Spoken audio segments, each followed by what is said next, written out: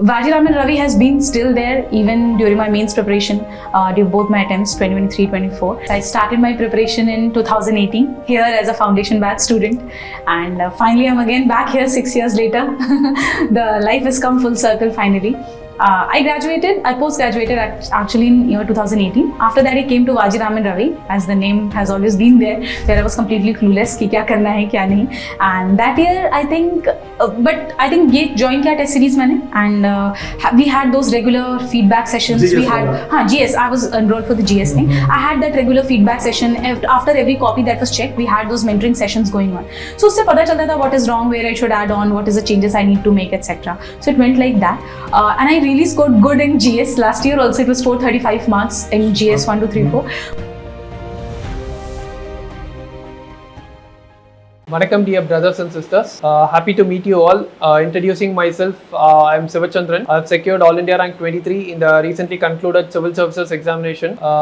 This was my 5th attempt. So I was in the preparation journey for 5.5 to 6 years. So it has been a very long journey. In this course of preparation, I have made a few mistakes and I have evolved some good strategy, but it all took time. So I thought maybe sharing all these experiences with you, the common do's and don'ts of this examination, will help you move in the right path, a positive track, enabling you to clear this exam as soon as possible. So firstly, I'll try to discuss all the do's which I feel are important from the examination perspective. First is that the decision to choose this examination, it should come within and not from outside.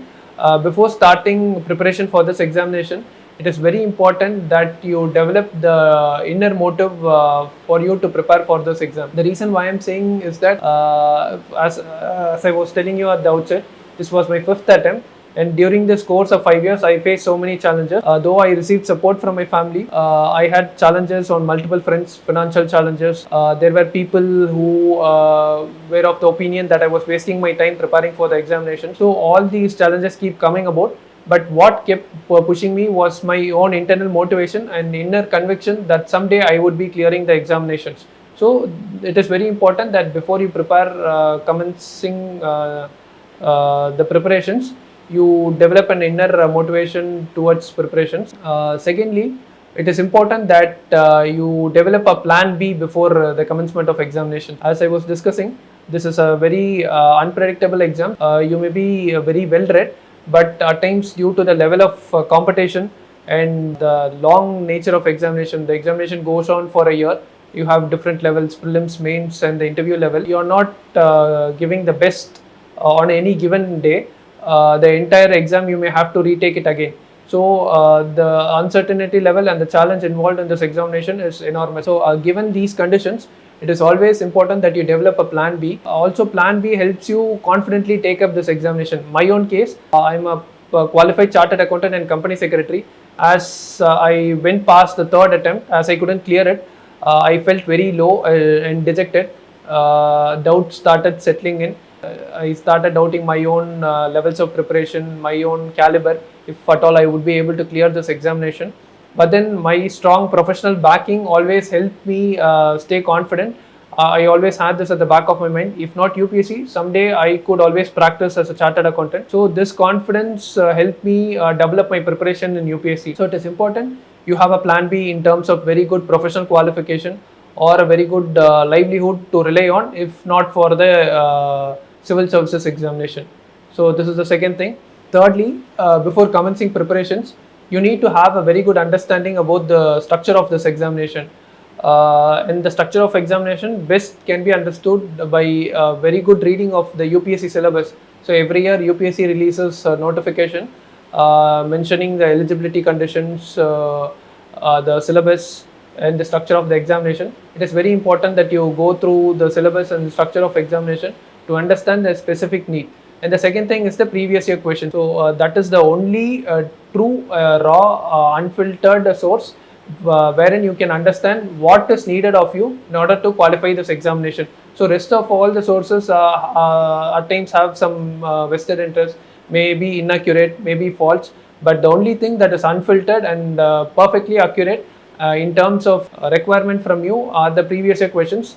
So it is very important that even before you commence the preparations, you go through all these documents so that you get a good understanding of this examination. This good understanding firstly helps you evolve the right strategy so that you don't make mistakes, because at times what happens is that if you go on the wrong track, it may take you 2 to 3 months to rectify, which at times is costly, because for some of you the time that is available for preparations would be very limited.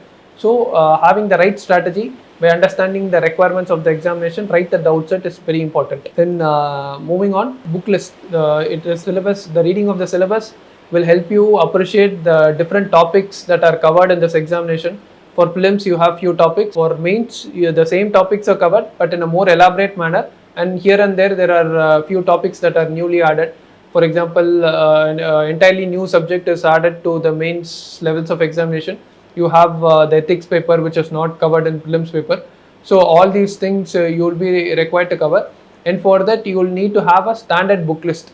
Standard book list, it can be procured from multiple sources. Today in the day of internet, if you are to type in Google the standard book list needed for UPSC examination, you will be getting multiple lists, and always there are these blogs written by toppers. Back in those days when I started my preparation, there was a website called Brunel's, wherein they used to interview the toppers and upload the book list that these toppers followed every year. I curated my book list based on the interviews with these toppers. I made a book list for every subject. For example, in prelims, we have history, geography, economics, environment, science and technology, current affairs, and so on. For each of the subject, I had a particular book, and similar thing I did for mains. Mains, I had a particular book list for a particular topic, and also noted down those topics wherein I had decided I would be preparing from myself made notes. So this is one thing.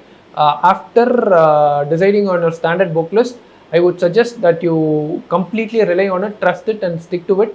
Don't keep changing it frequently, because in the exam environment, it is very important that you are able to recollect the vast amount of detail that you have procured during your preparation days. This comes about only if you are to revise from a particular book multiple times. If you keep shifting books, it becomes very difficult for you to revise and recollect the data. So decide on the standard book list at the outset based on extensive research, and go with them in the future revisions. Don't change your books just because a particular new book is coming up in market, or because of peer pressure to change those books. Then moving onwards, generic thing which is applicable for preparation of any exams: consistency. Consistency is very important as far as UPSC is concerned, because as I was mentioning earlier, this is a marathon, a year-long exam.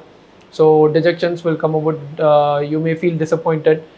You may feel frustrated. Because you'll have to make lots of sacrifices during the course of your preparation. You may not be having Sundays. Every day you will be studying, so that frustration comes about. But then it is needed that you internally motivate yourself and stay consistent in your preparation. Keep covering small portions every day, so that when you come to the D-Day, you are very well equipped and prepared to tackle this examination with the needed vigor and skill and expertise. The corollary of consistency is that revision. So the reading of various subjects once is totally insufficient. We need to keep revising every day, because we may cover something in the month of November or December, but then the prelims examination may come about in May or June the next year, and the mains examination August or September of the next year. So it is humanly impossible to retain whatever we read 6-7 months back. In this regard, revision is what is going to help us a lot. We have to keep revising a particular thing multiple times. So if we have selected a particular book for history, say for modern India, I used the Spectrum India. So if we have to use this book, you have to read it multiple times. I covered it at least 5 to 6 times before the prelims examination, and before the mains I read it once more. So totally I had covered it 8 times before writing the first mains examination. So this was my 5th attempt. So you can calculate the number of times I would have studied the text before writing my 5th mains examination. Multiple revisions are very important, and revisions you have to structure and design it in a very careful manner.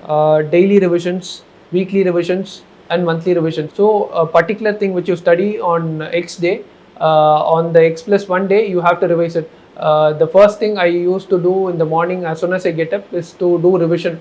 I wouldn't get up from my bed, but as soon as I wake up, I will stay on the bed.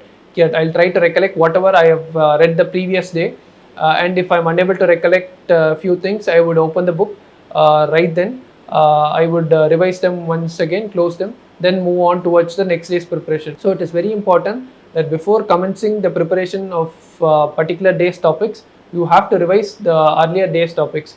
And next is the weekly revision. So you can have one off day, that is maybe Sunday you can take off, but then it should not be a full off day. Maybe a half day you can take off.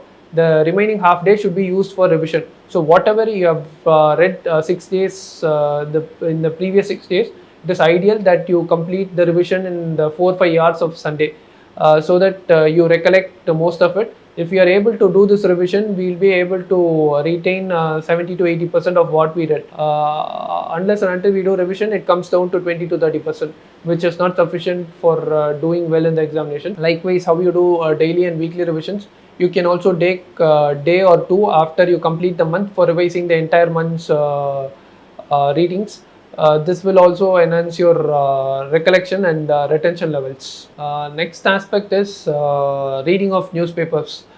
I have heard from many sources that these days reading of newspapers are irrelevant because we are receiving ready-made current affairs materials from A coaching institute, B coaching institutes. But I would suggest that newspapers should be made a core component of your preparations. My own personal experience is that I used 1 to 2 hours every day just for reading newspapers. The reason being that newspapers help us in multiple ways. One is that it gives us, it helps us stay updated with respect to current affairs. Second is that though English language is not of great importance in attempting a general studies paper in mains, it helps us to write answers in a succinct manner because of better vocabulary. And also, as far as essay paper is concerned, one needs to have good command over the English language so that we are able to express our ideas in a better, better and a logical manner. For that, the reading of editorial and op-ed pages of newspapers helps us a lot, not only in the mains level or in the prelims level, but also in the interview stages. Newspapers do play an important role. The reason being that when the interviewers try to build up conversations with us, they do expect some amount of criticality and analytical thinking from our own side. Regular reading of newspaper helps us in building these skills, because what happens in newspapers is that not only facts are given, but also opinions, which are opinions are given based on thorough analysis of facts, and on the one hand, and then on the other hand, a critical review of a particular fact is also given. So this helps us to consolidate different ideas and build our own views. This skill set is very much important during our personality test, because it helps us talk with our interviewers who are well read and highly knowledgeable. So newspapers are very important in the course of our preparation. Moving forward, coming to the importance of answer writing. So this is a major mistake which I did. Answer writing was a neglected area for me in my first 3 attempts. My first attempt I couldn't clear the prelims, but in the second and third I cleared the prelims, I couldn't clear mains. The reason being that I focused more on content rather than on answer writing. I tried to read more and more content, pick up more and more data and facts, but I never tried to replicate it in the paper. What ultimately happened was recollection and ability to remember the facts dropped, ability to manage time in the examination environment was reduced, and my presentation levels were very poor. Ultimately, the picture that I conveyed to the examiner, that is the person who corrects my paper, was that this person is not well read, though I had the sufficient knowledge to clear the exam. But when I identified this, that is in my 4th attempt and 3rd mains, I was able to clear the mains, and I received the interview call. And sole reason would be my regular answer writing. So I did it on a little inconsistent manner. So I couldn't have a huge mark increase, but then the mark increase was sufficient enough to get me an interview call. and in the last and the final attempt, I was able to clear this examination because of my consistent answer writing efforts. So I would suggest that you do your answer writing on a regular basis. If possible, a daily answer writing would help you. 7 questions every day, 85 marks, and 1 hour of answer writing. This will definitely help you in other mains level. Moving forward, and last and the most important do which I would suggest is to ensure that you stay at the peak of your physical and mental health. This is something that almost all the aspirants put on the fringe, and they also suffer because of that. I also at times had to bear the brunt of poor physical health. So what happens is that as you keep studying for long hours of time, you drain your physical energy, your immunity levels drop, and when you come to the D day, you have a common cold, fever. So this completely depletes your levels of preparedness towards examination. So it is very important that we say physically and mentally fit. For physical fitness, it is very important that you have balanced and good diet. You have good physical exercises. For mental health, it is very important you have good hobbies, which always keeps the curiosity levels in you alive. And it is important also that you socialize with your friends once in a while, positive minded friends once in a while, so that you are able to cope up with the stress that is generated by long hours of studying. So these are basically the don'ts, I mean the do's. Coming forward to don'ts, there are not many because I've already covered them in the do's itself. A few don'ts is that I would try to put forward certain myths which are not really necessary in this examination journey. One is that it is not necessary that you have to take up coaching in any coaching institute or to travel to a particular city in order to clear those examinations. This is the day of internet. You have all the materials available in internet. You have good guidance from seniors, so you can always prepare on your own, provided you sit and make the proper strategies and planning. So hopefully my video will help you in this regard. Secondly, never try to seek perfection as far as this examination is concerned. There are so many topics that you need to cover. The volume is very high. When you come to the mains level, mains examination level, if you see the mark of percentage of the All India rank number 1, it is somewhere around 50 to 51 percentage. So which is very, very less. So perfection is something that is not needed in this examination. The mantra is that you need to know something about everything and everything about something and not everything about everything. So that is something that you always have to keep in mind. Try to cover everything as much as possible, but don't feel dejected or disappointed if you don't remember everything that you have studied. Humanly, it is impossible to do so.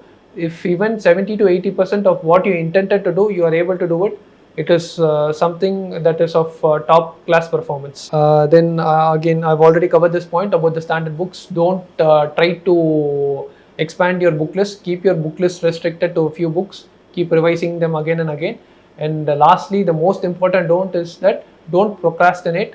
Whatever schedule you have made, try to cover it as much as possible. If you are unable to do it due to external challenges which lie beyond your control, that is absolutely fine. But you don't procrastinate from your internal level. Always try to do what best you can do in a particular situation and in a particular time frame. Hope whatever I have the experience that I've shared with you was of much value to your preparation. I wish you all the best for your examination and wish that I meet you all on the other side. You will all come out with flying colors.